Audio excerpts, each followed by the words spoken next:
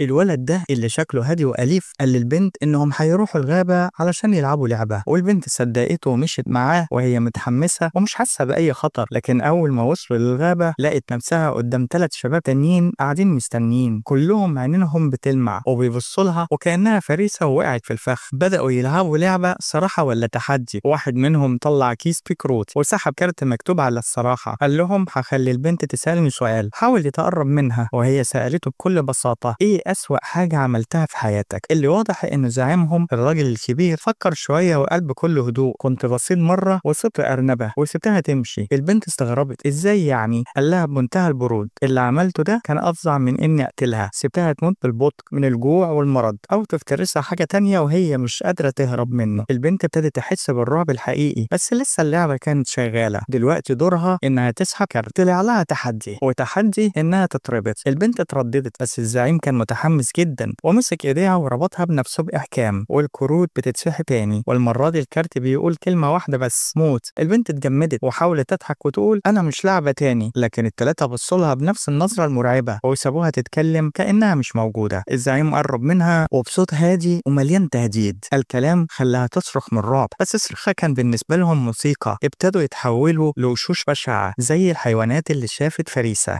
البنت كانت محبوسة ومربوطة ومرعوبة، وأسوأ حاجة إنها لوحدها.